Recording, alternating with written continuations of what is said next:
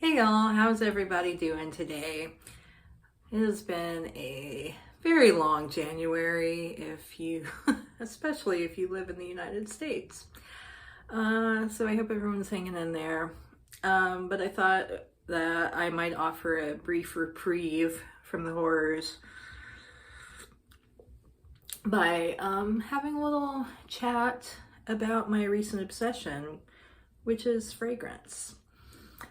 So I made one other video about fragrance where I tried some blind bought cheap, or I should say affordable fragrances, and shared my reactions. But I wanted to talk more generally about just my experiences so far with getting into perfumery. So for the past 6 months or so, maybe a little longer, I've just been really into perfumes and learning about them, trying them out, trying samples and decants, and watching a lot of YouTube videos and reading on Fragrantica, which is like a gigantic fragrance database, and reading a lot of r/Reddit. And so a little background about how I got into this. I'm not really sure what the impetus was for this current phase that I'm going through. Basically, so going way back to my childhood, growing up, the women in my family weren't really big perfume wearers. Like my mom never wore perfume.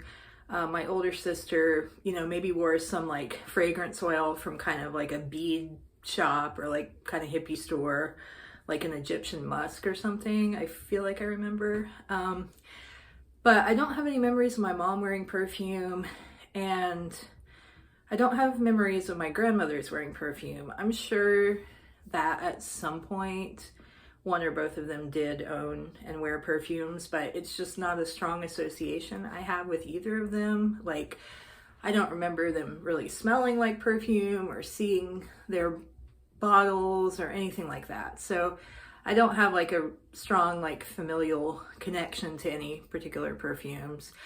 My mom was pretty adventurous in terms of foods and different cultures and things like that. So she always encouraged us to, try cuisines from different countries and, not be afraid of spice. Like, one of my really strong memories with my mother was her making me golden milk, which was like warm milk with turmeric and honey. And that's like one of my comfort sort of memories. So that's why I actually have this coconut milk and turmeric shampoo that smells really good and kind of reminds me of her. So, I was always like open to, I guess, the concept of just like smelling a lot of stuff. I mean, every human is really.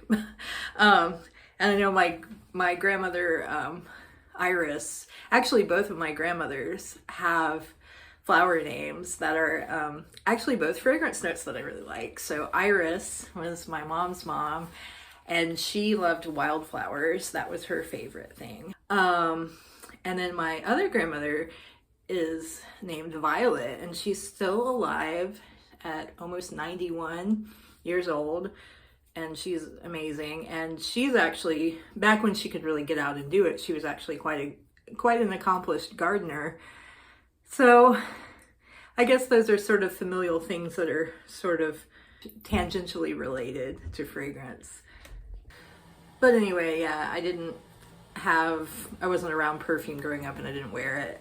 In middle school, I did get this fragrance oil from this cool shop that used to be in Asheville, North Carolina, called Interplanet Janet, which was like, imagine a Hot Topic, but like independently owned and really cool. And like also sold vintage clothes and stuff. And I don't remember what the oil was. I wish I did, but it was, kind of a moody, sort of clovey, head shop smelling thing. And then in high school, there was another kind of gift store in another town that I lived in, and they carried the Demeter colognes, which are still in production. And those are single note, kind of offbeat scents. So they have things like Play-Doh and dirt, tomato, things that are even more off, like they have one called like kitten fur and just all kinds of stuff. And at that time, I don't think they had a huge repertoire like they do now, but I wore the dirt cologne, and I wore that like, I went through a couple of bottles of that in high school. But aside from that, you know, I mean, I was kind of an offbeat, like weird kid, if you can't tell. And, you know, just like mainstream mass market perfume just didn't really speak to me. Like it just wasn't for me, it didn't seem like. And I just didn't have any interest in it. But then in 2005, I had a subscription to the New Yorker magazine, and I read an article in that called The Scent of the Nile by Chandler Burr.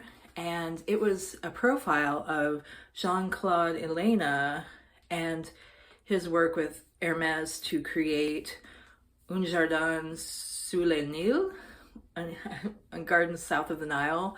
And it really, you know, went into depth about his whole creative process and the sourcing of the different ingredients that go into the perfume.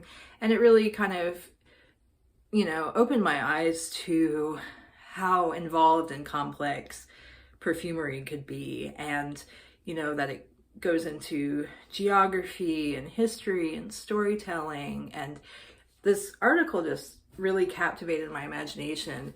So, you know, after that, I did kind of become interested in trying to smell some perfume. But yet, even though I did have this awareness of perfume as potentially, dare I say, an art form, I just didn't have still a ton of access to it. Like, I didn't have the money, and I also didn't have a lot of places I could go and, you know, get my nose on things. There, you know, aside from like department stores, when I could occasionally get into a Macy's and just smell the most like mass market stuff they had, there really wasn't like a lot of chances to avail myself of information about perfume. And, you know, now it's totally different. There's just so much information online. There are so many videos. It seems like there are so many niche houses, and I don't think that this many, I haven't looked at any charts or anything like that, but I don't think this many perfumes used to exist. And now it's like, it's a little bit like oversaturated, it seems like. But it's cool because there's just so much information that's accessible now. And we have decant sites, so you can actually order, you know, a few milliliters of a perfume and smell it before you like decide, oh, I want to spend $200 on a bottle of this. And there are subscription services. So, and none of that was around, you know, in the early 2000s, as far as I'm aware. So yeah, I just kind of, you know, even though I was intrigued, I didn't really delve too deep into it. I had one boyfriend who was from India who actually was really into fragrances and wore several himself. I think he wore like a flanker of Jaipur. I don't know which Jaipur he wore. And he wore some others that I thought smelled really good. And I was like, oh, okay, like men's perfume doesn't have to be like this like nasty Axe body spray. It's like obnoxious crap. Like it can actually be good and interesting. And he got me a bottle of Gucci Flora, the original that was in like the hexagonal bottle. And I ended up decluttering it because I just didn't, I don't know, it didn't feel like me.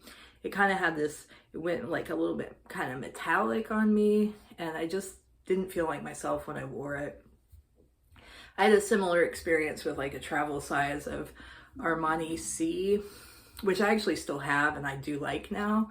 But at the time I just was like, okay, I guess like perfume isn't for me. Like this like mainstream mass market perfume is just, you know, it just doesn't appeal to me. But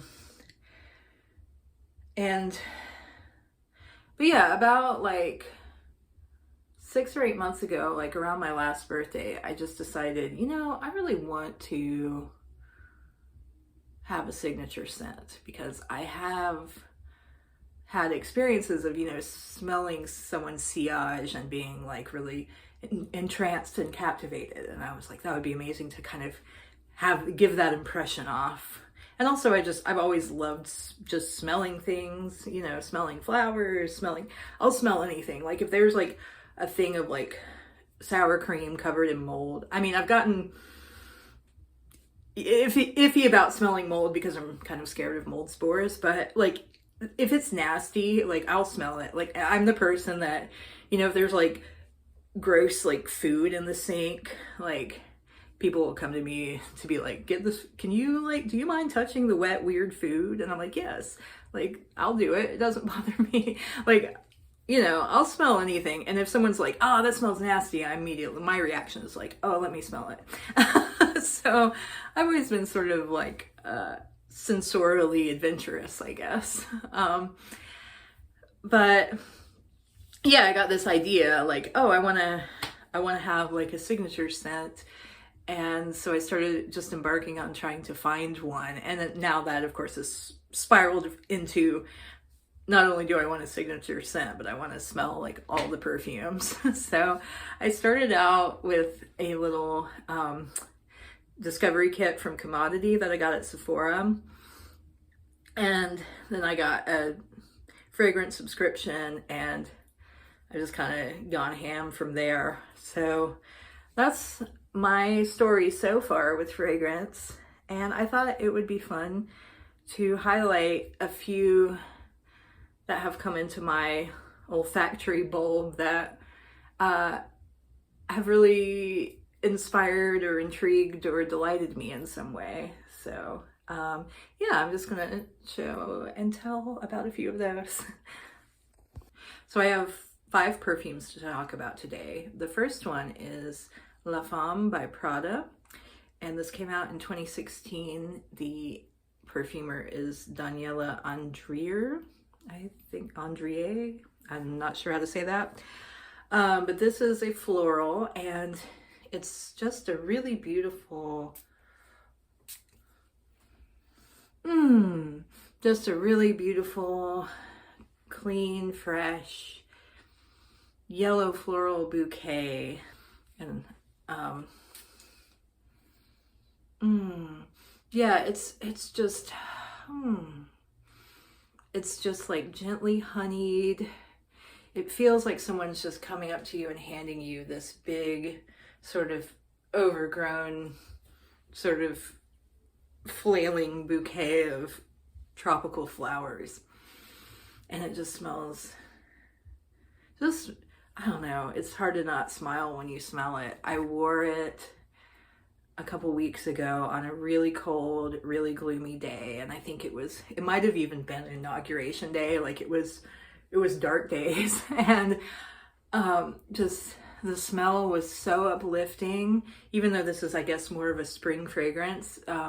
Just that impression of spring really, really boosted my mood a lot. And I do find that this one is pretty strong. It sort of projects and keeps blooming off your skin for a while, which I like. I'm kind of a little bit annoyed by the skin scent trend. And I mean, it's nice to have something that wears close to your skin, especially if you're in an environment where you can't wear a strong fragrance. And it's nice to have something that's just for you, you know, that you can smell like this. But it's also nice to wear something where it kind of wafts towards you and waves occasionally. And this one does have a nice projection. And the dry down is kind of, it's like a really nice clean bath with big fat glistening bubbles. So yeah, this is, and I I feel like it lasts, after I sprayed it, it lasts about 8 hours on me, maybe more. So yeah, this is Prada La Femme. And I was talking earlier about how, oh, I don't think designer stuff is for me, blah, blah, blah. But I don't actually think that's the case. I think it's just a matter of figuring out what notes resonate with you and just smelling a lot of things. And I do find that I really like ylang ylang and tuberose. So yeah, I love this one, and I'm gonna miss it dearly when I run out. I have like 8 millimeters, I think. Yeah, 8 millimeters. So that's the first one. The second one, okay, the second one's still going in florals. This is Scents of Wood. Yeah, Scents of Wood, and it's Vetiver in Bloom, or Vetiver, if you will. This is a niche house that's very expensive, and they have a very beautiful bottle design that looks like an anatomically correct heart. And I think their whole thing is that they age their perfumers' alcohol in wood barrels. Like, the guy that owns the company like sources all these different types of wood barrels from different places and like old distilleries and things, and hunts them down. And so that's kind of like a cool aspect of it. Like, I like to think of, you know, these barrels as sort of, you know, members of the company that sort of work for them. And maybe hopefully they have names. I don't know if they do, but it would be nice if they were like, oh, that's, you know, that's George is the, you know, oak barrel or whatever. But this one I think is a little bit of an outlier because it's Vetiver in Bloom, so they don't mention any wood in this. And it's not woody, it's quite floral, but this is a masterpiece. This is beautiful. I mean, I don't know perfume well enough to proclaim something a masterpiece, but I think this is just stunning. It is, oh God, it's fresh florals, really clean, cool. Yeah, it's a lot compared to like Prada La Femme, which is, to me, is very sunny and honeyed. You can imagine bees flying around. This one is cool, and I just inhaled a lot of it. Oh God, like the color of the juice, this sort of gray blue, that's kind of the color it evokes. Kind of this mist. And it's like, yeah, I think it's heavy on lilac in the top. And it's like, you know, a flower, you have the petals and all that stuff, but then also the stem. And when you snap it and it's really juicy and succulent, it has a lot of that quality, that like green quality to it. And there's also this really interesting, oh my God. There's also this really interesting, like, I don't know if it's the vetiver, but like, yeah, a earthy, something that grows down on the ground aspect to it that kind of gently juxtaposes the floral. And I don't know, it's just transporting, otherworldly to me. I would consider it definitely intriguing and addictive. When I put it on, there's something about it that just draws me further and further into it, where I just keep wanting to smell it. And I'm just like, oh wow, what is that? And sometimes the opening can be like too much. Like, it's very heady, and it's definitely easy to overspray this one. Like, I did that one time and I was kind of in hell for a couple of hours. But if you use a light touch with it, the opening is really good, but then like an hour into it, it just becomes like, I don't know how to explain it, but just really captivating and wonderful, kind of powdery, but more than that. And it really brings me back to my grandmother's house, being in her room as a kid, like by myself, and you know, like the rest of the family would be in the living room or the kitchen or whatever, and I would sneak away. I was like a hardcore daydreamer as a kid, and my favorite thing to do of all time was to just stand in a room somewhere, and I would always have a Barbie doll that I would hold. And I didn't anthropomorphize the Barbie at all, or like, you know, it wasn't a character. It was simply just, I liked the feel, like the tension of it, and just how it felt to kind of like shake it. And I think looking back, I'm like, oh, I was stimming, because I would do this whenever I would just like daydream and like picture things in my mind's eye. I would just have my Barbie. And I mean, I had to do this, like, this was my favorite thing to do. And in fact, I would get quite agitated if I went several days and I didn't do this, or if we went on vacation somewhere and I didn't have my Barbie. I would be like, I don't know what to do. And I try to like use other things, and nothing would have the right like tension. There have been times I like made my parents go to the store, and like, because I had to buy a new Barbie doll because I was like really agitated. And then even sometimes some of those Barbies have wildly different tensions. Like if it like turned too much at the joint, like if it flopped over, it's toast. Also, if it's like too stiff and it doesn't, it needed to have a little bounce. But anyway, the smell of vetiver and bloom reminds me of just like being in my grandmother's bedroom and just kind of doing that, daydreaming about whatever the hell I daydreamed about, and bobbing my little Barbie, and just feeling like so cozy and comfortable, but also intrigued, because, it was this bedroom that was full of like secrets and unexplored drawers and cabinets and, mysteries. And so it's just this really nice balance of like comfort and intrigue. And that's how this feels to me. And it was like, when I was wearing it one day, that impression just came to me so strongly, like almost like a flashback. And I'm like, yeah, I don't know. Maybe there was something that smelled like this in her room.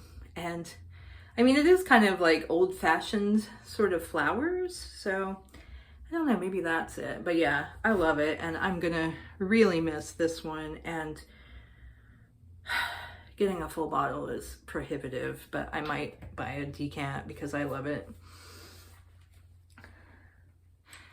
The third one, this one is less of a deeply felt perfume, but I still think it's great. It's Memoire Archives Wish You Were Here. And this one is actually quite cheap. I think it's like $60 maybe for 100 ml. Don't quote me on that. But this is just, yeah, this is just really like tasty, delicious.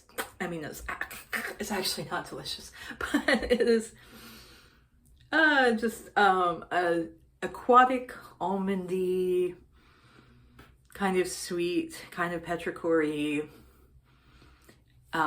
There's a little bit of coffee, but it's more like a suggestion of coffee. It's not super apparent, but then once you kind of know it's in there and look for it, you're like, okay. But yeah, it's interesting because it's kind of sweet and a little bit gourmand, but it also has a really like aquatic quality, and not like a cool like marine aquatic, but more like a wet, warm rain, like drizzle on a warm day.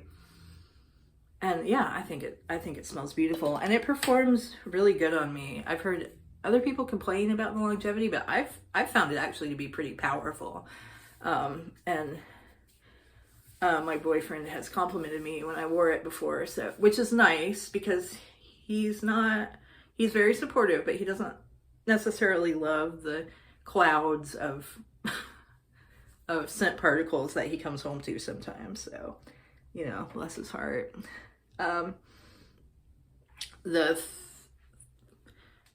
The fourth one is Oddity by Rag & Bone. And, oh my God, this one is good. This is a very different direction. It is,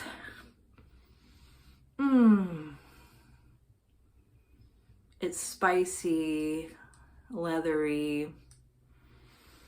I think there's some, oh God, what is it? There's some cinnamon or something like that. There's definitely anise that kind of darts in and out. Like it's very warm.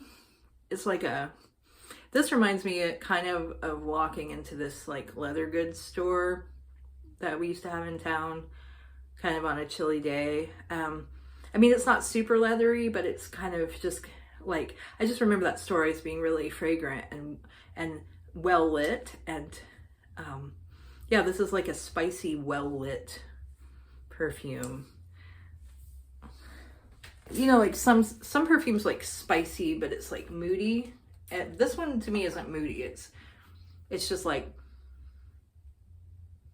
oh God, it's really pleasant. But you know, it's warm, but then the anise is like, or anise is like kind of cool and stingy a little bit, and it kind of just weaves. Yeah, the notes to me, they're not like totally like blended into like one solid whole, but they're definitely sort of weave in and out of each other a little bit. But yeah, it's spicy, leathery, woody, just delicious. I had another friend that said that this smelled like a chai latte to them. I don't really get a lactonic note, but that was their, you know, first impression, and I think that is valuable for something. Yeah, there's oh, in my notes on this one, I said smoke. Yeah, there's smoke, sweet leather, tobacco, fuzzy sage. Like if you and these are all my notes. These aren't Fragrantica notes. These are just like what I sensed in it. The fuzzy sage, like when you cook like a simple sage sauce and butter and you drop the sage leaves in and it heats up, that warm sage, I get some of that. It's subtle though. The sort of licorice that darts in and out. And then I described this perfume as handsome. So I think it's unisex, but it is a very handsome perfume. And my friend Andy, who I mentioned in my previous video, was in town and we got to like smell a bunch of perfumes together, which was awesome. And he really loved this one too. So this is like a crowd pleaser. Everyone I know loves it, including me. And that's the most important thing when it comes to perfume, is do you love it? And then the final one, there's a bunch more that I can talk about, but I want to not go on forever. So the last one is Peau by Arquiste. And I'm not saying it that well, but it is skin in French. And this one has a really interesting sort of backstory. The perfumer says that he was inspired by the Roman Emperor Hadrian and his love affair with Antinous. I think that's how you say that. And you know, Antinous was like a much younger, I think, Greek man, and drowned in the Nile tragically. And Hadrian, in his bereavement, had all of these gorgeous statues erected of Antinous, and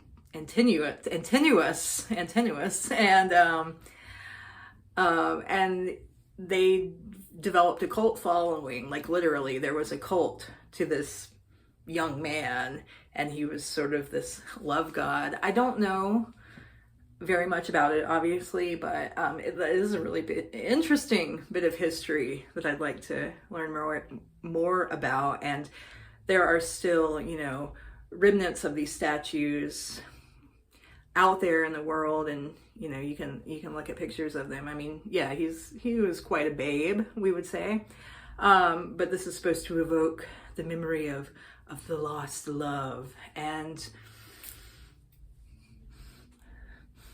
I have too much going on over here. I got a small.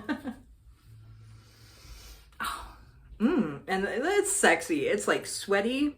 It smells like kind of BO, but in like a hot way. And it's got a lot of ambergris, so that really like ambery but like very dry woody smell, like almost like wood chips, or like wood that has a lot of texture on the surface. Really, really salt and peppery. Yeah, I'm gonna put this one on. Yeah, I would love to smell this, and I want to smell this in the summer, like when it's really hot, and smell it on like someone that's been like kind of sweating. I think it would be quite seductive. Yeah, it's sexy, but in like a very like sort of natural way. I feel that for a love god that had these towering marble sculptures, it's a little too casual. Like, I feel like something like that should be more ostentatious and imposing. You know, maybe a little more occult. But I guess just in terms of the aspect of skin and the intimacy, maybe Hadrian's like imagined sort of intimate moments of longing, it speaks to that. There is a coldness, like it's not, to me it's not like a super warm.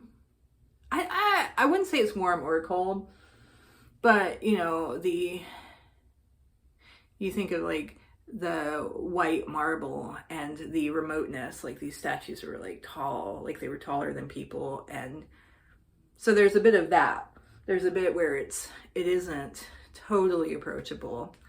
I don't know, it's like both approachable and unapproachable. I don't know what I'm really saying, but but it smells awesome. It's just like salty, and it kind of smells like salt and pepper packets that you get from like with like a takeout order. And yeah, and this one lasts a good long while. And the ambergris is really interesting. I'm sure this perfume doesn't use real ambergris because it would be too expensive, but the ambergris is a substance that comes from a sperm whale. When a sperm whale eats squids, it can't digest the beaks, and so its body secretes this waxy substance to coat the beaks and protect the internal organs of the sperm whale. And